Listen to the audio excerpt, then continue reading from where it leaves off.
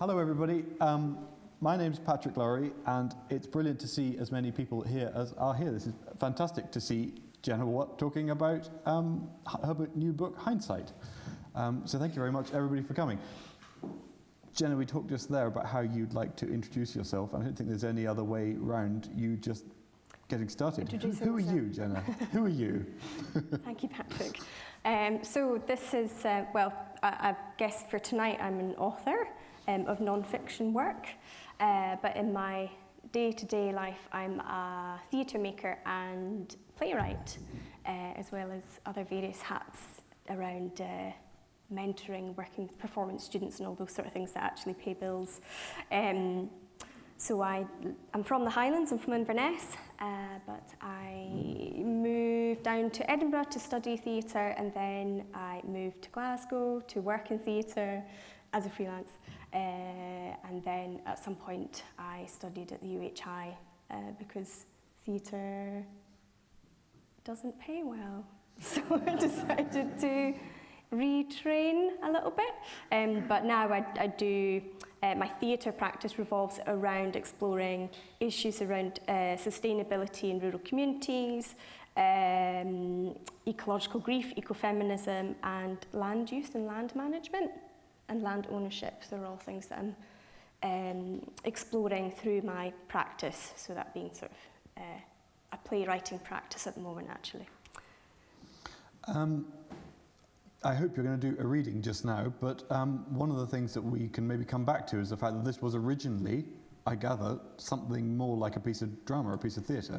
Yeah, so I hope that Hindsight will in the future be a piece of contemporary theatre again at some point, when I have the energy. But it did start life as, I was on an artist attachment with a theatre company, and they provided funding for me to go off and do a hind stock, and then I started making a piece of theatre based on that and what that experience was like. And then lockdown happened, and then very kindly Berlin asked if I'd like to write a book about that experience instead. So that's kind of, it started life with the intention of being a piece of theatre. Is now a good time to read from it, just to set the scene a little bit? Yeah, absolutely. Brilliant. So I'm going to read just from the end of the first chapter, the last couple of pages, and this is the start of my weekend where I was going to go hind stalking. And I decided to go and stay in, I knew I was going to panic about how to pronounce this, Banavi, near Fort William. Anyone want to correct me? No? Okay, good. You can if you like. So I was staying there, but I was going to go and stalk on the Corrour estate, which is not too far away. So this is me arriving at the estate. I slowly approach some beautiful Victorian stone buildings surrounded by broadleaf trees. Nobody's around, so I pull up outside what could be a steading. I can see there's a lane that leads to a cobblestone courtyard, and I spot a Land Rover with an all-terrain vehicle loaded in a trailer. This must be the place. I've been instructed to meet the head stalker, Alan, at the larder, but I have no idea which of these buildings that would be. All of them look like they could be guest accommodation. I get out of the car with my kit and put on my walking boots. This is it, I think to myself, as I slip the gaiters up my calves and attach them to my boots. I consciously surrender to whatever the rest of the day might bring, sling my backpack on and wander up the lane to the courtyard. I notice a faintly familiar odour. It's musky, maybe earthy, strong and distinct, and in an almost Proustian way, it evokes something, but I put that thought aside as a man, who I assume is Alan, strides across the courtyard to greet me. He's tall and friendly, with a reassuringly local accent, and is wearing a fairly traditional stalking outfit. Wool +4s, gaiters, and a deerstalker hat. His attire is definitely in keeping with what you would expect from a deerstalker, but it does make me reflect on what the difference is between a costume and a uniform. Regardless, it makes the stock feel very formal and serious, which is as it should be, given what's involved. "How was the drive over?" Alan asks. "Beautiful. I think I saw an eagle." Alan, interested in the sighting but sceptical, says, "Could have been, but we have buzzards too." Unable to dispute this, I have to accept that it probably was a buzzard. I take a quick look around the courtyard. It's quiet, empty, except for a dog kennel. There's no troop of enthusiastic stalkers standing around with rifles. Maybe they've not arrived yet, or are in another building finishing their cooked breakfast. "Is anyone else coming?" I ask with some trepidation. "It's just us, and Ethan," says Alan. Ethan's our ghillie. I wonder if this scenario, which I find out later is quite typical, is better or worse than what I was imagining. At least in a group I could blend into the background or chat to people about why they were on the stalk. On my own, I'll feel much more exposed and quite shy, and I'll definitely be confronted with pulling the trigger. Ethan stealthily appears in the courtyard, seemingly from nowhere. He's a young, friendly guy dressed in more contemporary stalking gear. A ghillie is a person who acts as an attendant during the stalk. It's usually a seasonal role carried out by a younger person who might be learning the practice of stalking. Ethan doesn't speak much, but I don't think ghillies are supposed to talk to clients unless spoken to first. I'm a client now. This dynamic always makes me feel deeply uncomfortable. Firstly, because I'm very rarely a client of anyone, and secondly, because I find this sort of deference inherently classist. It feels a little bit like I'm being asked to play a role today, one where I'm from a different social background, and I'd rather we just didn't. This dynamic only exacerbates my concern at there being just 3 of us. In fact, I start to feel a kind of pressure, the pressure of expectation. "Have you stalked before?" asks Alan. "No, first time," I reply. "Let me show you." He signals for me to follow him into one of the buildings. We enter a very small, slightly chaotic office space, the only source of natural light being the entranceway. The smell from earlier is even stronger here. "This is where you want to aim." Alan points to an illustrated poster stuck to the wall. It has pictures of deer from all angles with heart-shaped blobs marked on the translucent bodies. These show the optimum bullet placement for a clean kill. We're straight into business. I realise and I study the illustrations. "We'll try and get one in this position, with its right flank exposed," Alan points to one of the deer. "Best to split this section from knee to shoulder into thirds, and aim for the top of the middle third here." I nod confidently. That seems clear enough, but I steal a moment to take in as much detail as possible. If I go through with it, it has to be a clean kill. I couldn't live with myself if it wasn't. We head back out into the courtyard, and Alan tells me to jump in the Land Rover. I automatically go to open the back door, but I'm redirected to the front seat. Clients go in the front, ghillies in the back, naturally. I hop in and look back at Ethan and smile. I notice the rifle sitting in its own soft case across his lap. This is the first time I see the rifle. I'm surprised Alan doesn't have one too, but I say nothing.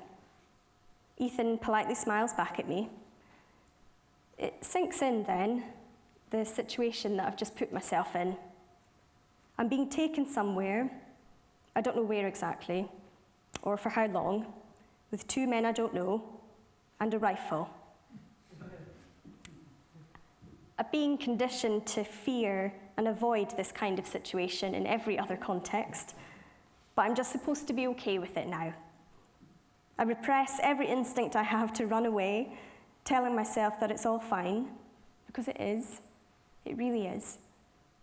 I just seriously regret not bringing my friend with me, not because I feel in danger, but because they could cover the awkward silence as all the colour drains from my face.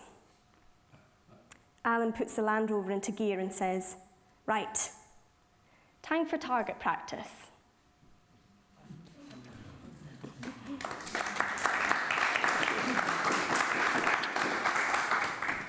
That's brilliant, and actually I'm really pleased that's the passage you chose, because let's make this about me, because I have been Alan, so my background is in gamekeeping and deer stalking.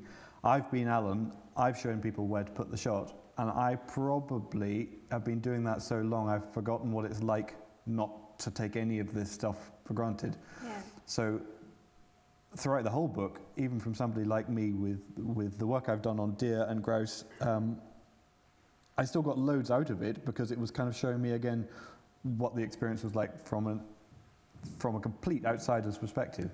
But my first kind of question which provoked from that reaction is, who was in your mind's eye as you were putting this together? This is a really complicated subject you're tackling here.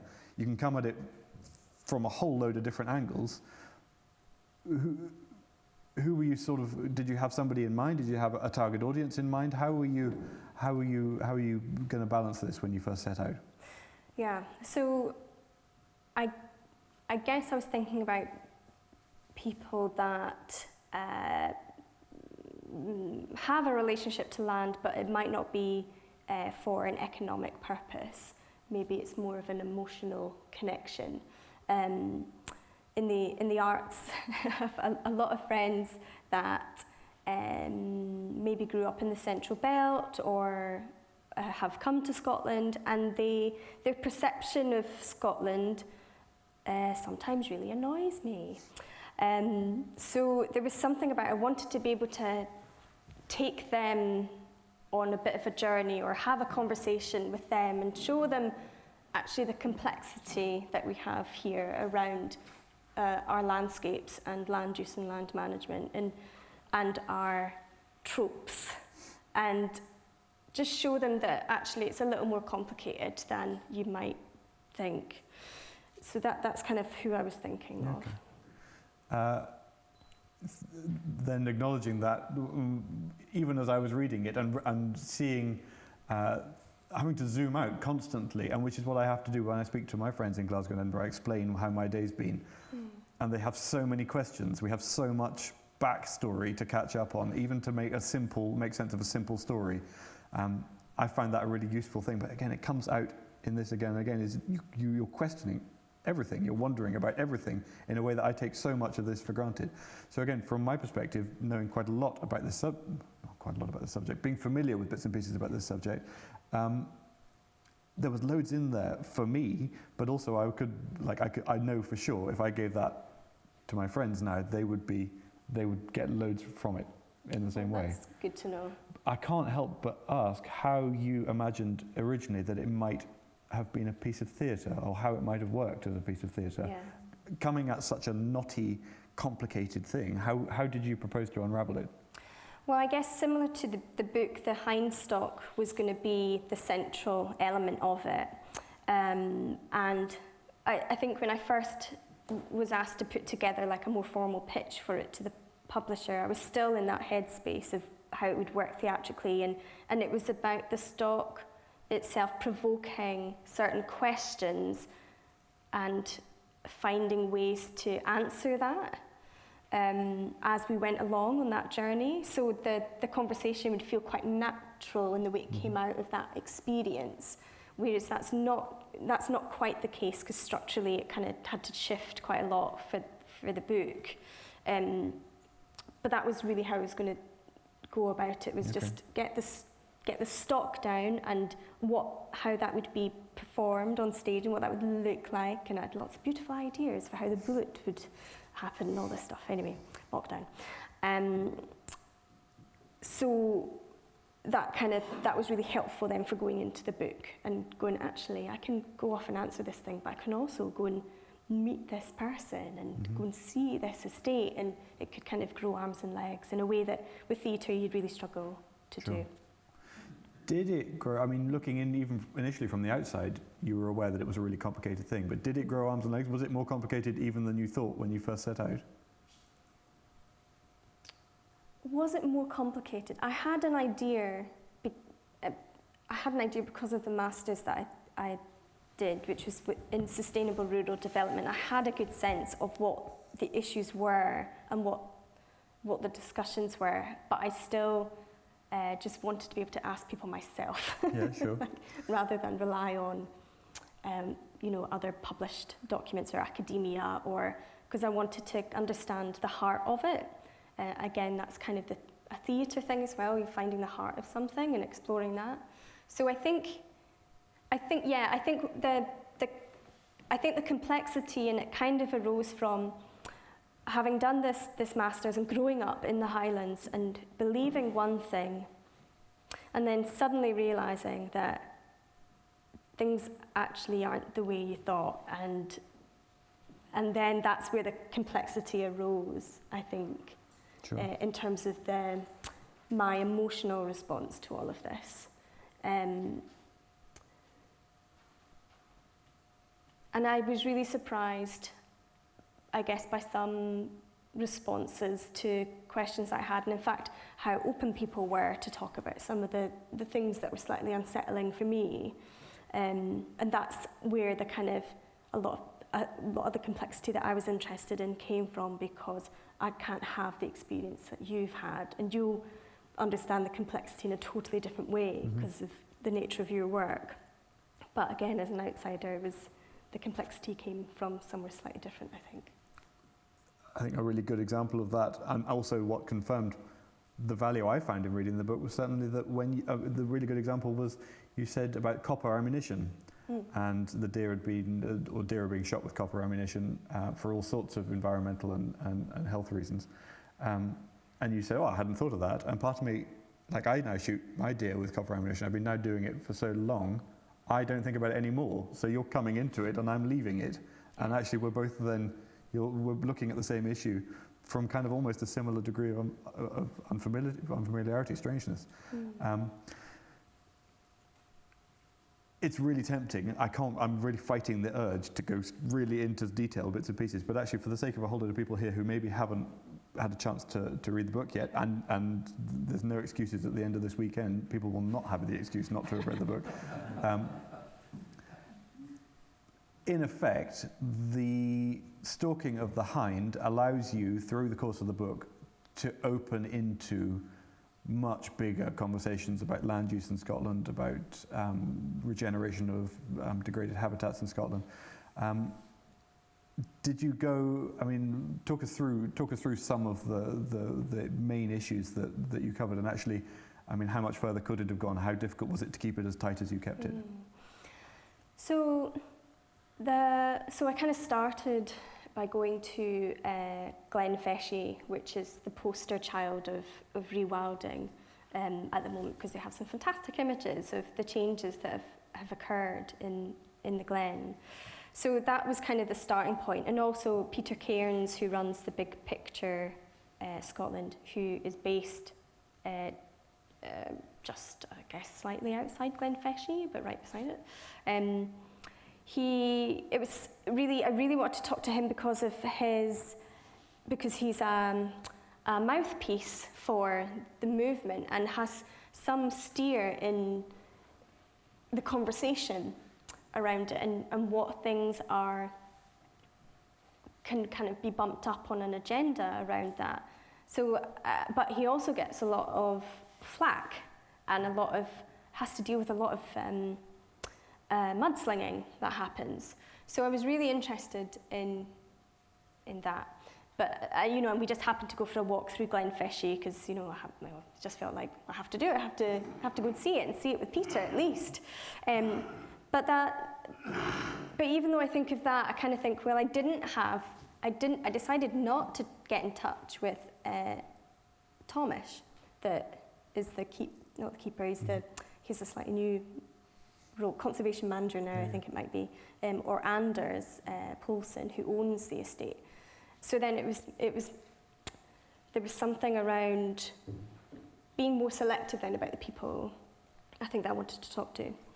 Anyway, ended up going to Cairngorms Connect as well, which is a place I'm very, the Cairngorms National Park, I should say, and I'm very familiar with that. And I was really keen just to understand, I guess, what I was looking at and the different tensions that exist there. So with their ecological restoration versus tourism, because as somebody sort of from that neck of the woods, I recognise now I feel quite a lot of guilt about going to the national park when it's a sunny day, because I'll be there with thousands of other people now. So there's this tension around that, and like what I want to do just to make myself feel better around like ecological grief versus the objectives of those spaces, and how are they going to achieve those objectives if I'm trampling all over it. Although I try not to do that. So from there again went to Allerdale, which again is like sort of this big, seemingly utopian place, and a very divisive place with Paul Lister's previous intention to release wolves within an enclosure. And I also went to Dromochter Estate, Dromochter Pass, because I discovered that I have family connections to the practice of deer stalking, gamekeeping at Dromochter. And I've always felt very connected to that place. So I went and did a walk, because I'd never done a walk there. But frustratingly, that was a place that I could go to because of our right to roam, but I wasn't able to access anyone on the estate to talk to them. So there was something quite frustrating about that, because I was getting a little bit tired of going around all these rewilded estates and kind of go, yes, the trees are lovely, the river is beautiful, and it's very nice, there's lots of birds. But I wanted to go somewhere that was different, and I wanted to go to the grouse moors there and their deer forest, and to see if it felt different, to see what the biodiversity was like, because there is biodiversity there, it just looks different. And it's maybe that's where that complexity comes in, and all those different tensions. And I was just so curious, because it's in the national park, and it bumps up against Glenfeshie and the objectives of Cairngorms Connect. So I wanted to know how do you manage an estate like that when you've got quite noisy neighbours next door having a very different approach to land management. Wow, so then there's even that's enough for us to fill the rest of the time we've got to talk this evening. But in terms of being selective, though, it's funny that Scotland's a very small country when it comes to conservation, and lots of the people in the book I know and have dealt with.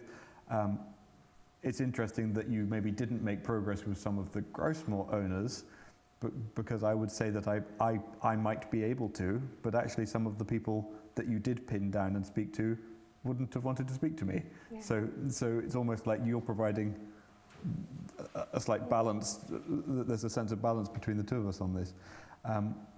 But in terms of trying to find people to provide all the different pieces of this puzzle, you've got strong presence from rewilding, but also, you mentioned it earlier, this idea of ecological grief, and you speak to people who really have pinned down and put a lot of thought into the idea of what ecological grief is. Can you sort of summarise that as an idea? Yeah, so I met up with a woman called Sandra Engstrom. She works at Stirling University within social services, and ecological grief within kind of health and well-being is becoming much, much bigger. It's being acknowledged much, much more in its impact on people. So I managed to go for a walk with Sandra and really, really kind of talk to her about, well, I was very selfish in that I wanted to find out how to resolve or deal with my feelings of ecological grief, or climate grief as it's also known. Because you can wrestle with real feelings of despair around our future. And I guess what became what was difficult was, well, she just said, you know, the grief is just like any other grief. You have to grow to kind of accommodate it, and it doesn't just disappear. It's like, that's not what I wanted to hear. I wanted to do the thing and the other thing, and the thing would be gone. No. So that was really fascinating to me. And also, it helped me understand that we have a thing called biophilia, which is our connection to nature.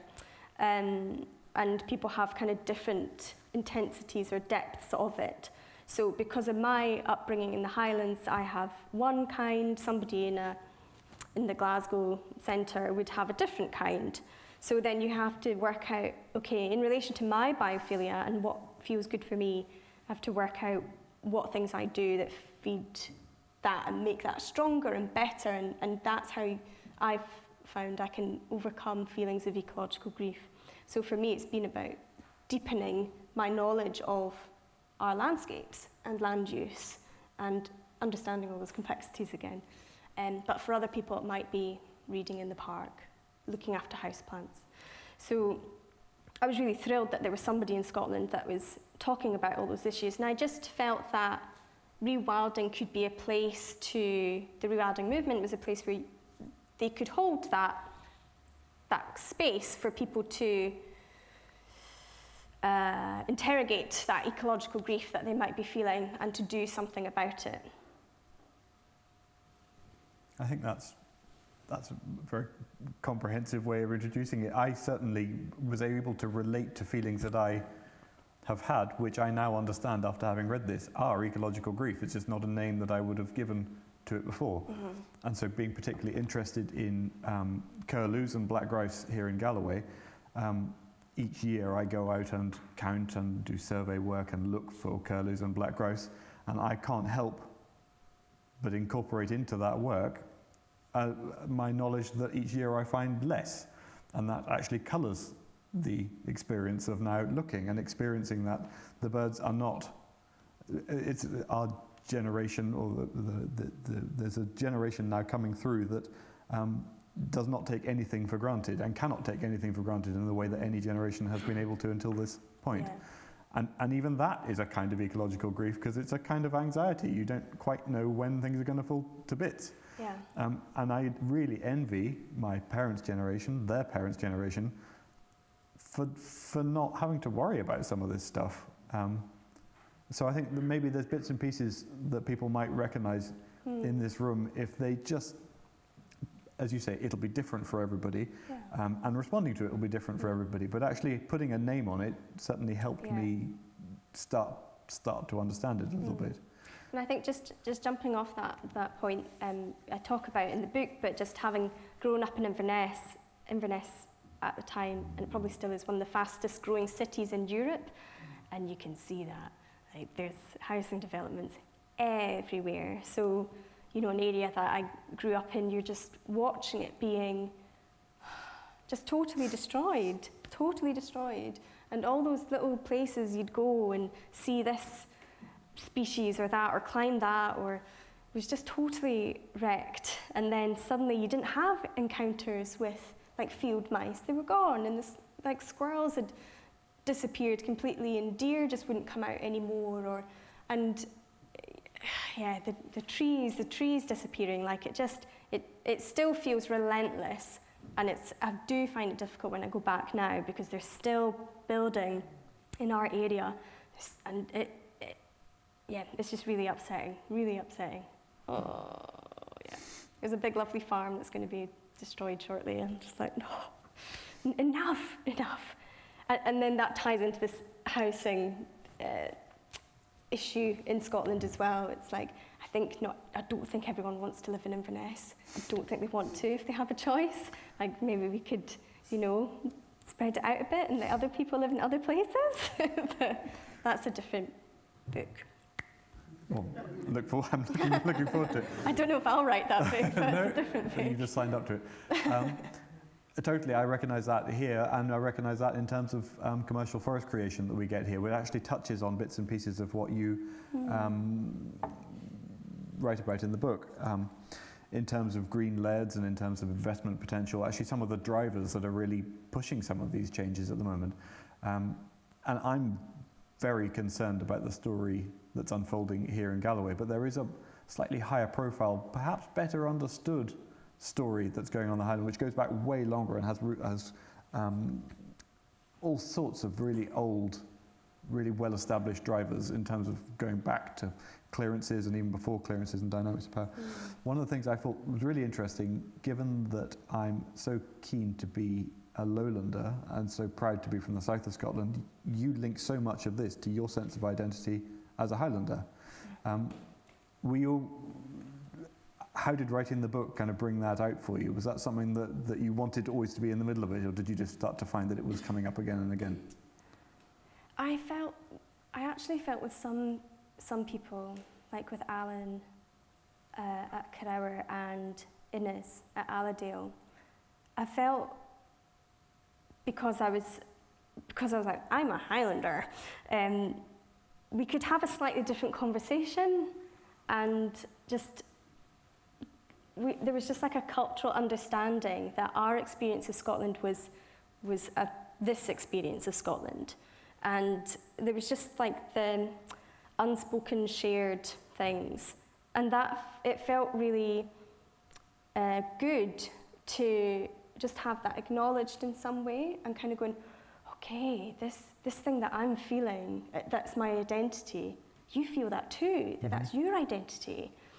So, and I'd kind of be at pains to say, that it's a Highland identity, but I wouldn't say it's a North Highland identity. Yeah, okay. That, again, feels different to me. Or even like a Northwest Highland identity feels different again. I always feel much more east, north, east. But then, and I would never sort of assume anything of island identity or the lowlands identity or central belt. I kind of reject that as well a little bit. Feels quite pervasive culturally, that one. But absolutely, yeah, no, I agree. We talked about it. We talked about it a little bit before the microphones were turned on. About that sense of the Highlands as a specific place of natural beauty where ecological systems are really a focus, and the Highlands having a reputation for that, and also having a cultural history of kind of a bit of a lack of agency, kind of being written on by external forces.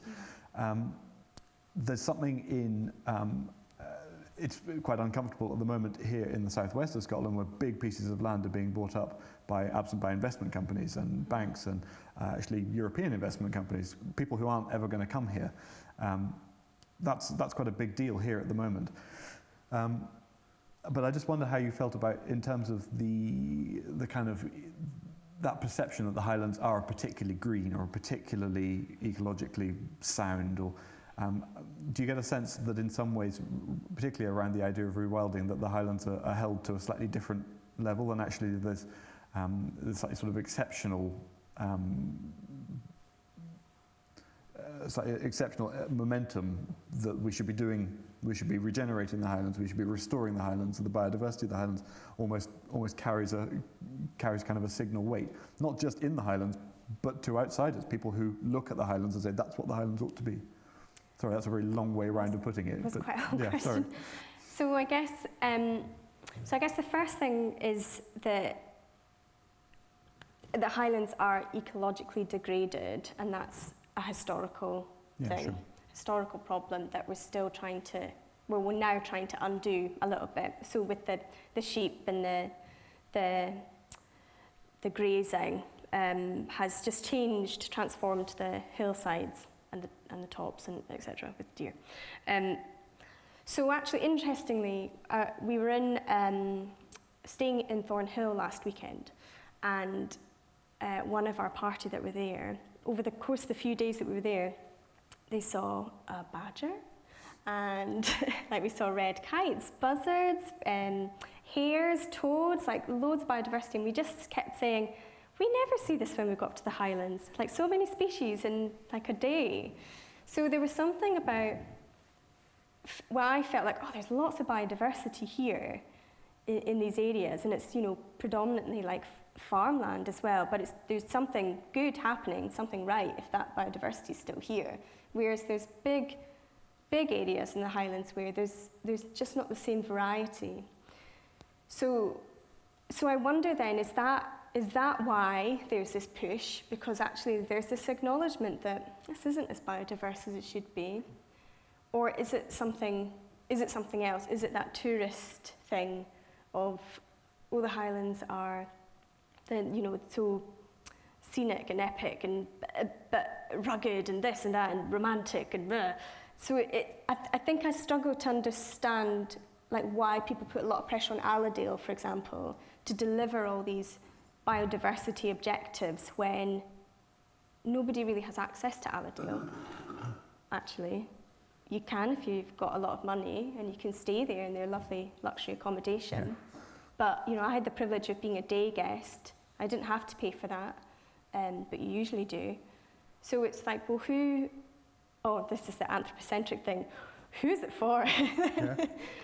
And obviously it can just be for species, but it was like, but why can't we all benefit and enjoy that when I understand that that's what quells that feeling of ecological grief and despair? Then people need to be able to access those spaces. So yes, I think the Highlands are in a position at the moment where they're having to be all things to all people and resolve some historical issues really quickly. You know, people thinking that you can undo 400 years of damage in 20 years, or you know, the life cycle of a tree, and that's just not realistic. But that comes out in a couple of the people you speak to. They say, I mean, they specifically say this is not an instant fix, and actually a lot of the management work that's now going on, of which deer management is a part, we're only seeing the most embryonic stirrings of a start to what might be the beginning of the future. Yeah. But it's working on those kind of timescales. It just, but equally there is a kind of a fashion at the moment. There's a bit of a trend. It's a very, not just financially, in terms of investors buying up land to do this kind of stuff. I don't know, I just wonder necessarily whether some people see it as being riding on the crest of a wave, not realizing that they're signing up to something that not even their great-great-great-great-great-grandchildren will see. Back to the stalk, one thing that puzzled me, and the reason why I reread it just before I came, was you had quite a conflicting experience, quite a conflicted experience with the stalk. And I wasn't quite sure, reading it in two different moods, I wasn't quite sure. The first time I read it, I thought she just plain outright didn't enjoy that. But actually, rereading bits and pieces of it, I feel like you perhaps didn't, but maybe did it. Not the actual killing of the deer itself, but the experience, the experience of being able to go through something and take it home and digest it properly. Perhaps it's not raw pleasure, but maybe there was something nourishing in that for you. Do you have a clear idea of how you'd categorize that experience now? Yeah, and I think it's that thing of growing up in the Highlands but never having access to the practice of stalking. Like, I just didn't. So I think up until I did the stalk, and it wasn't until I was coming back with Alan from the stalk that he said something. I went, oh my goodness, I've been looking at this the wrong way. I thought, as an outsider, people went stalking because they like to kill things, or they like to see animals being ripped apart, like with fox hunting, or like grouse shooting. Sorry. No, I don't mind. Hang on. I don't mind. Like that there's a pleasure in it, and I assumed that, it must be that thing, because you hear about them being blood sports, which is, a lot of people reject that term. So I went into it really naive, not understanding what the draw was, or assuming the draw was a one thing, when actually the draw is the stalk, which seems so silly now. No, it doesn't at all. It doesn't seem silly. I understand. It does feel a bit silly for me anyway. So actually, if I spent the whole time worrying about pulling the trigger, because I felt that that's what I was paying to do. That's what the Gilly and Alan were working so hard to get me to, is to a position where I could take the shot. So to not do it and this is maybe like that sort of capitalist thing, like if I don't take the shot, then they've not made their money, they've not done the thing that, they've not provided the service that I was paying for. So everything was focused on that, rather than the journey up the hill and just being on the tops and having to commando down through the snow, down to Allen, and enjoy all that side of it. So I did enjoy it, or I appreciated it.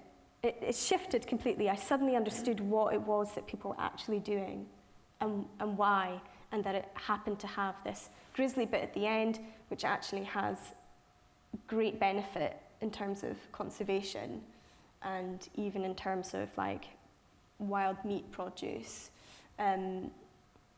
So yeah, I think I would love to do one again, but now I know which bit to actually enjoy and which bit I don't have to do. But even that though, that's so interesting from having taken people out before. I kind of assume they know what they want to take from the experience. And I think I'm able to give them what they want, but actually until you really unpack it right the way down to the bones and say, what actually do you want from this? Yeah. Which is a conversation I never have with anybody who I go stalking with. But one thing I found, and when you say about grouse and you're apologetic about grouse, I felt like you started quite hard on some traditional models of estate management, and by the end of it, you weren't necessarily, your mind wasn't changed, but I certainly get the sense that you was just saying there's a lot more here than there seemed. So it didn't necessarily seem that you're not necessarily booking a day's grouse shooting, but you are kind of thinking we need to unpick this a lot more. And would you say, in a sense, that's certainly one of my big things that I took from this, from reading the book, was actually once you start opening it, it just gets more and more complicated. Yeah, and I think the big thing around grouse moors for me, well, I got a better understanding of like muirburn as a tool, and at the beginning, it was funny reading it back after having written it, and I kind of read it, I was like, oh, I don't really feel that way now, but it was more about scale, and that's in every single topic that I think I discuss in the book. Actually, the problem is the scale, and it's when things are scaled down that I think they can be better or more effective, and even in terms of people's understanding around trees and tree planting and how great it's going to be. Again, it's that scale. People are thinking too small around that, and that scale needs to change in terms of time scale. So with grouse moors, like Alan Innes had just said, fire is really important, but also we probably have just too many grouse moors. And I was like, oh, okay, that sounds like quite a reasonable observation.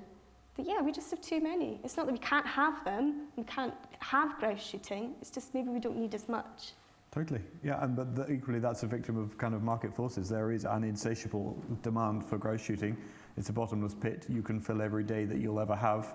Yeah, absolutely. There's oh my gosh. Given sufficient lead time, you can just keep shifting it.